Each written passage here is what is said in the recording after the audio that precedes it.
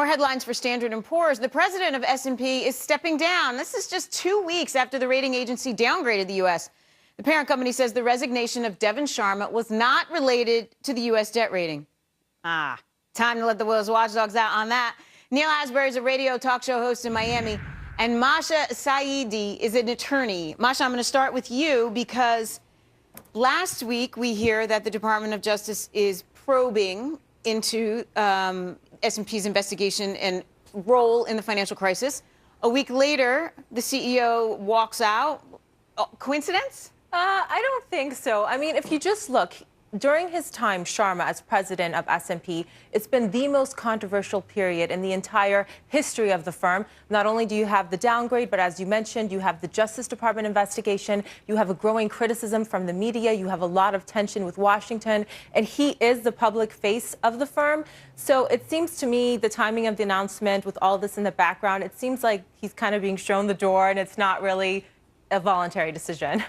But Neal, you can change the face, but you still got all that history. I mean, is it really going to make a difference who you put in charge? Well, the thing that really bothers me is what happened in 2008. I mean, these guys were really asleep at the wheel. Millions of Americans today don't have jobs because they didn't do their job in recognizing this mortgage meltdown. So if heads are going to roll, I mean, that's a perfect reason for heads to roll. But I don't know if this passes the smell test coming 2 weeks after the downgrade and having this federal investigation. I mean, after all, S&P did put the federal government on notice if they didn't come up with $4 trillion in cuts that this was going to happen. And Moody's has also put us on notice with this negative rating saying, hey, look, we're looking to do this as well. So maybe, hopefully this is a wake-up call for the U.S. government to get its house in order on the deficit. But at the same time, hey, look, I'm not shedding any tears for these guys for what happened in 2008. No one is, that's for sure. All right, well, the White House is announcing plans to end or cut back hundreds of government regulations. Now, the Obama administration, of course, says it will save businesses $10 billion over the next 5 years. Neal,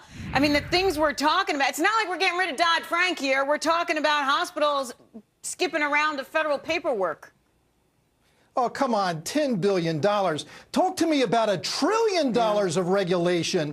I mean, everything that Obama does is so timid and childlike, and this is just another example. All the entrepreneurs that I speak to, they will tell you the #1 concern is regulation, and right up there is taxes. Regulation and taxes. Come on, Mr. President. Please do something about this if we want to create jobs. And you know, Masha, when I saw the headline this morning, I was like, this is going to send the market flying. And then when you read through it, you realize it's kind of a big joke. It's kind of, you know, any amount of cut from this administration, reduction of regulations, that's welcomed. But the fact is, Americans, it costs us $1.75 trillion each year. The total cost of regulations, that's twice as much as we're paying for our individual income taxes. So it really is a hidden tax on the economy. It's a big drain.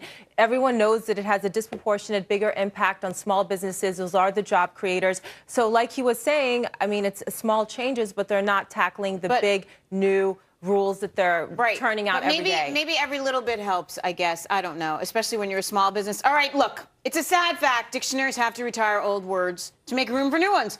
Oxford English Dictionary is under fire for cutting cassette tape. So they can include words like sexting and woot. I said that right? I don't know. Look, Masha, if my children need to know what a cassette tape is. And I was not kidding that I have Come On Eileen on one.